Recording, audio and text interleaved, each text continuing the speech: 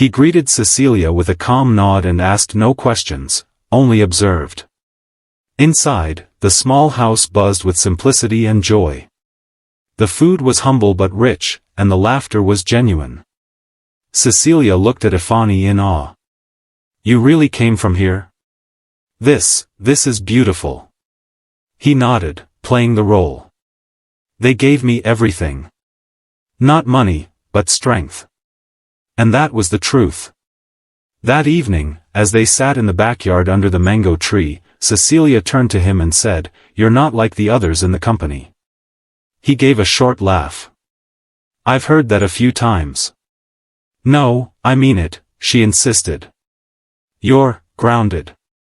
You care about people. That's rare."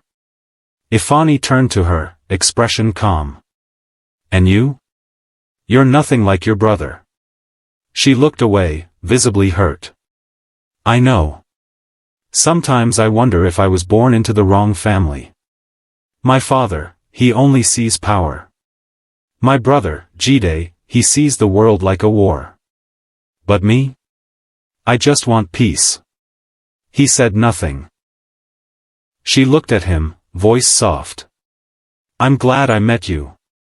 He smiled back, warm, open, calculated. "Let her trust you," he told himself. "Let her fall deeper." Later that night, while Cecilia was helping Mrs. Damilola clear dishes inside, Mr. Olu sat with Ifeanyi in the backyard. "She's the daughter of the man who destroyed your family," Baba said in a low voice. "I know. You're letting her into your circle. Only so she can bring me into theirs." Mr. Olu nodded. "Good. You must stay sharp, my son. Snakes can smile too." "I won't lose focus," Ifeanyi replied. "This isn't about her. It's about justice." They sat in silence for a while, the sounds of Ibadan night humming around them. Then Baba asked, "You sent the 2 million, right?" "Yes." "Fix the roof. Upgrade the water tank. You and Mama deserve better." Baba patted his back. "You've become a man, Ifeanyi. Not just of strength, but of wisdom. Finish this. For your mother." When they returned to Lagos, Cecilia clung to him a little more. She had met his family, eaten from their bowl, seen the humility of his roots. She was hooked. But Ifeanyi was done planting seeds. Now, he would begin the harvest. Cecilia didn't mean to open a door. She just wanted to share something with her brother, something that made her happy, something that felt pure. They were sitting in their father's Banana Island estate on a calm Sunday afternoon. Jide, sipping wine, scrolled through his phone while Cecilia absent-mindedly watered the flowers. "By the way," she said casually, "I went to Ibadan with Ifeanyi last weekend." He looked up. "What?" "Yeah. He took me to meet the couple that raised him. His both parents were dead. His mother, an Ibadan woman, married an Igbo man. After they both died in an accident, his mother's sister took him as her child. Humble people. Real people. You should have seen how they welcomed me, like family. It was beautiful." Jide raised an eyebrow. "He took you to his childhood home?" "Yes. No bodyguards. No bragging. Just peace. That man's not chasing status. He's just good." Jide was quiet for a long moment. Then he smiled.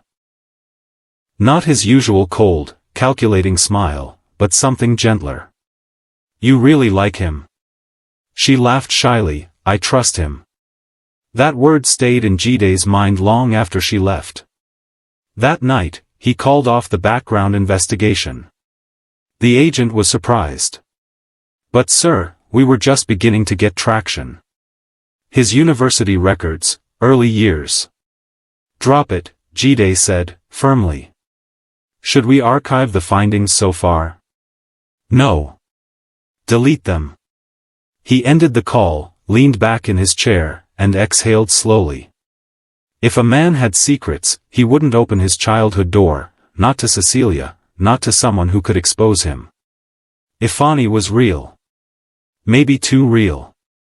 And in a world full of fangs and handshakes, Jide needed real. The next morning, a company-wide announcement was sent. Subject: Executive Appointment. We are pleased to announce the promotion of Mr. Ifeanyi Nwosu to the role of Executive Business Development Lead. He will report directly to the office of the MD and play a key role in shaping the next phase of our corporate strategy. The email lit up the office like a flare. Ifeanyi was now an executive. A seat at the table. No longer a rising star, he was the star. When Jide invited him into his office later that day, it wasn't formal. The office smelled of leather, rare whiskey, and ambition. "You've earned this," Jide said, pouring him a drink. "But this isn't just a promotion. It's a partnership." Ifeanyi took the glass with a steady hand. "Thank you, sir. I've watched this industry change men," Jide continued. "Loyalty doesn't exist anymore. Everyone wants to bite the hand that feeds them. Especially now that my father's health is failing." That caught Ifeanyi's attention. "I heard he's been quiet lately," he said cautiously. "Quiet?" Jide scoffed. "He's almost useless now. Dementia. He forgets where he is half the time. Which is dangerous, because he still owns 35% of the company." Ifeanyi kept his expression still, but his mind jolted. This was it. The first real crack. Jide continued, "There are people who want that. Partners my father trusted years ago, silent shareholders, foreign investors, even family members who think it's time we restructure. I'm holding on to the company by my teeth." Ifeanyi leaned in slightly. "So you need someone sharp. Someone loyal." "Exactly," Jide said. "Someone not from the old Lagos Boys Club. Not from my father's generation. Someone the board doesn't expect, someone like you." He looked at Ifeanyi, eyes fierce. "You're not like us. And that's your strength. You're honest. Smart. Calculated.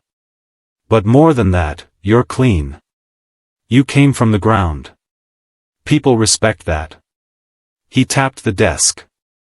"But don't be fooled, this company is at war. And we need warriors who can wear suits."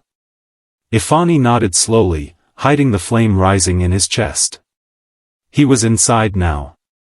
The enemy had not only let down his guard, he had handed him the sword. "I'm with you," Ifeanyi said. Jide smiled. "Good. Because if this company survives the coming storm, it'll be because of people like you. And if my father's shares fall into the wrong hands, we all lose." That night, Ifeanyi sat in his apartment, alone. The city pulsed beneath him, Lagos alive with noise and secrets. He had everything now: a keycard to the executive floor, access to financial servers, invitation-only meetings with international investors. Jide had placed him beside the throne.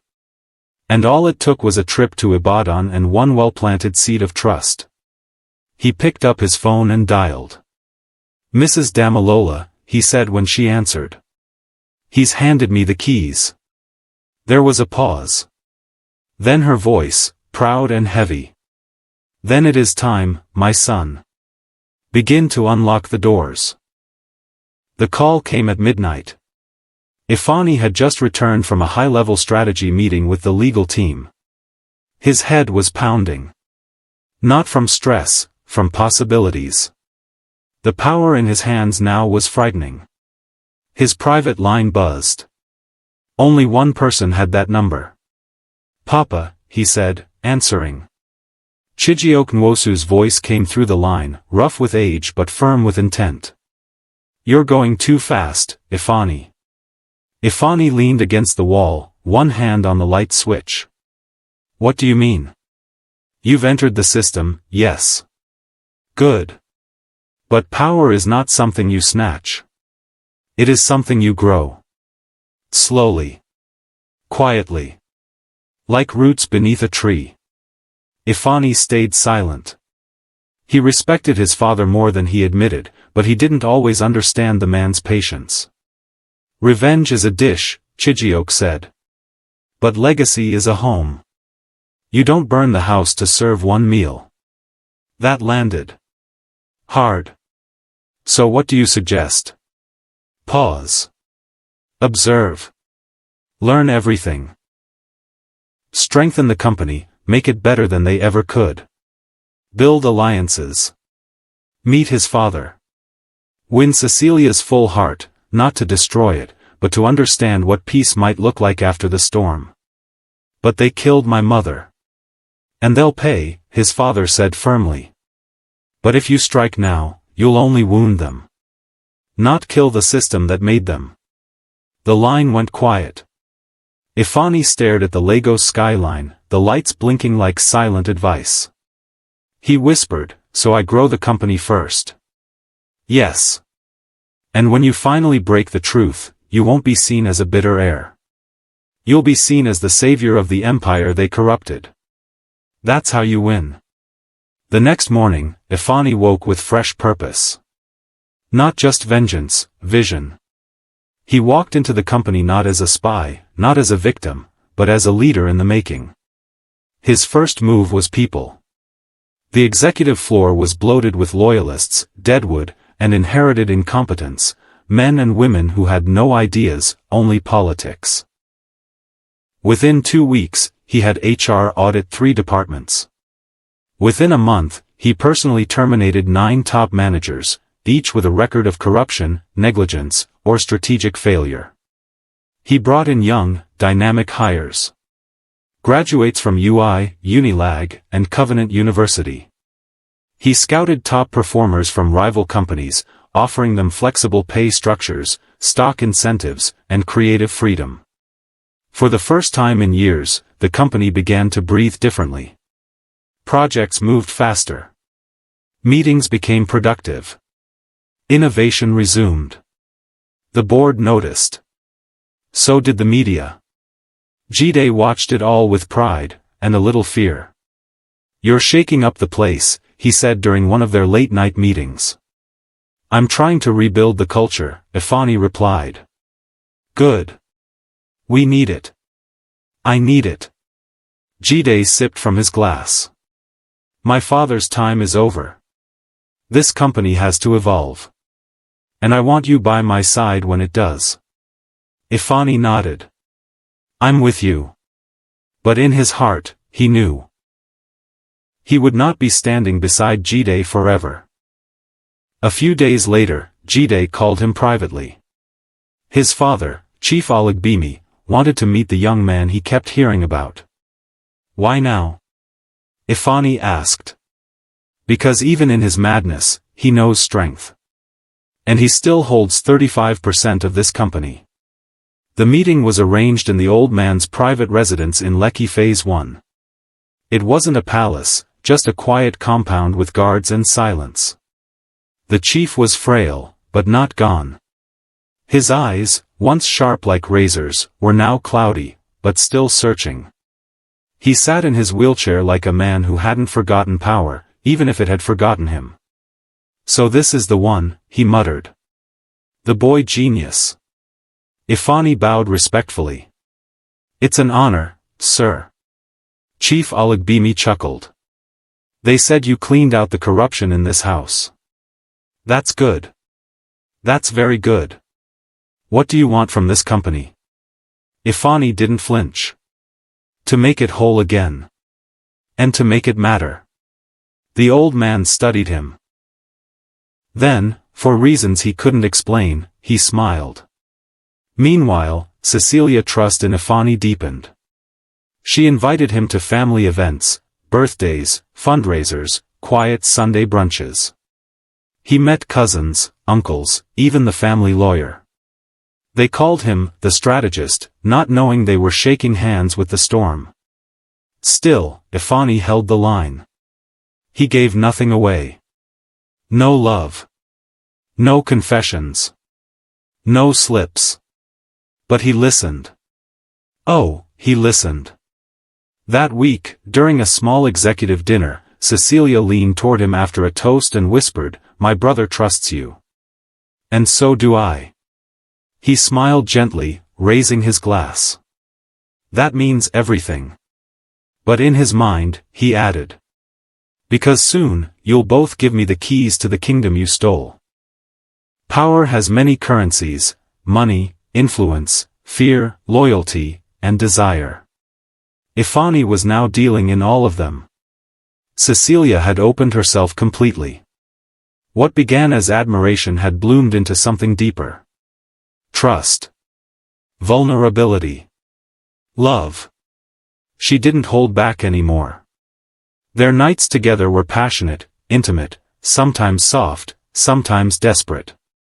But what she didn't know was that Ifeanyi wasn't chasing pleasure. He was chasing power. She was a doorway, and he had unlocked it with every stroke, every whisper, every morning after silence. And it worked.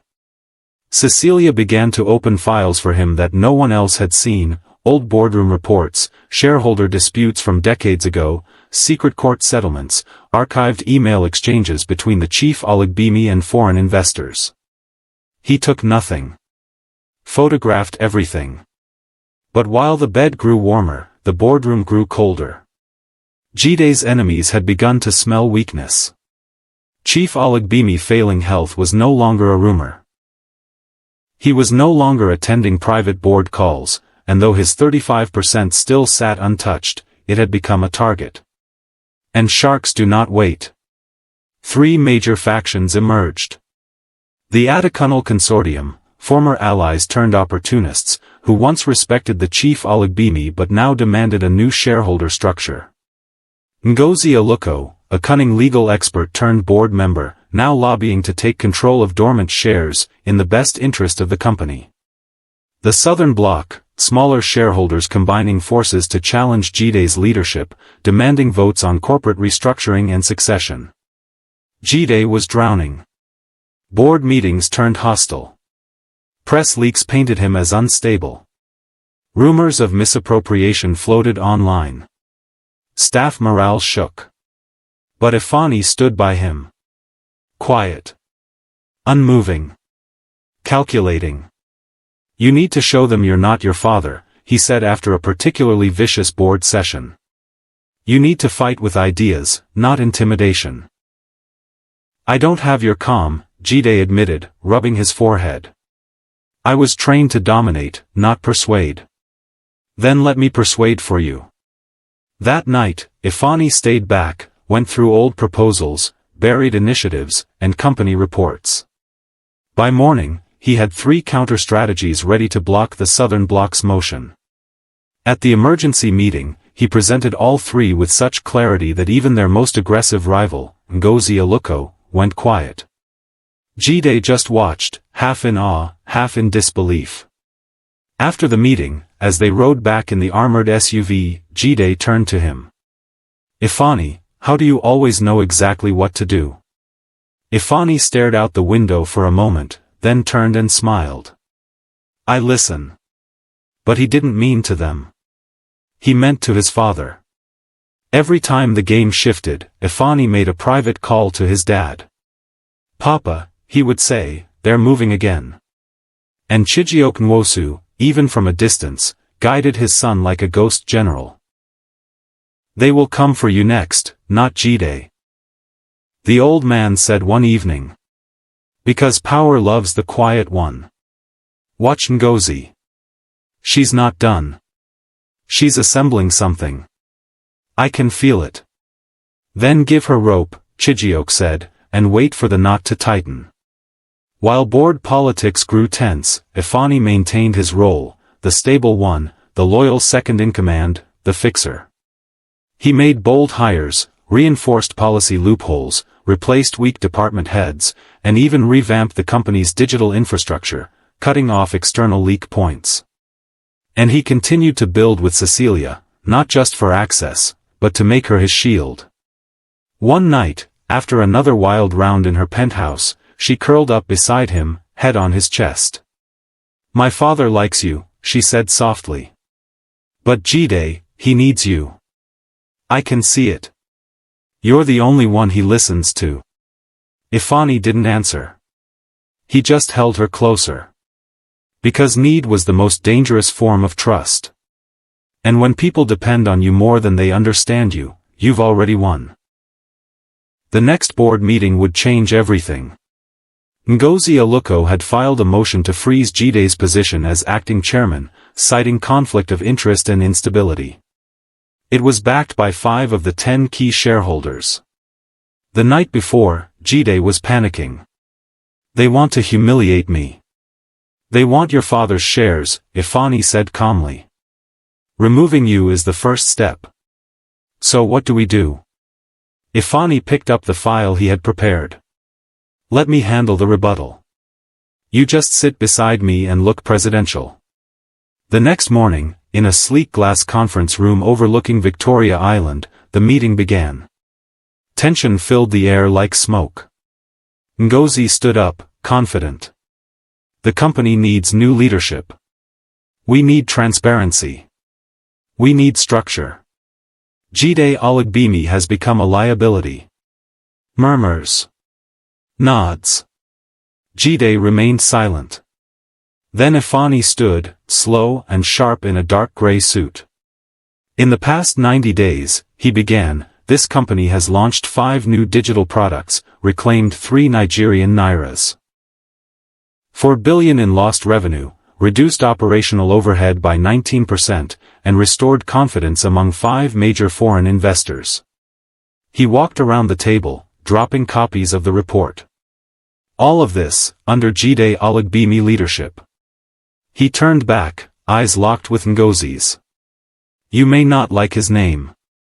You may resent his legacy. But you cannot argue with results. Silence. Then murmurs again, different this time.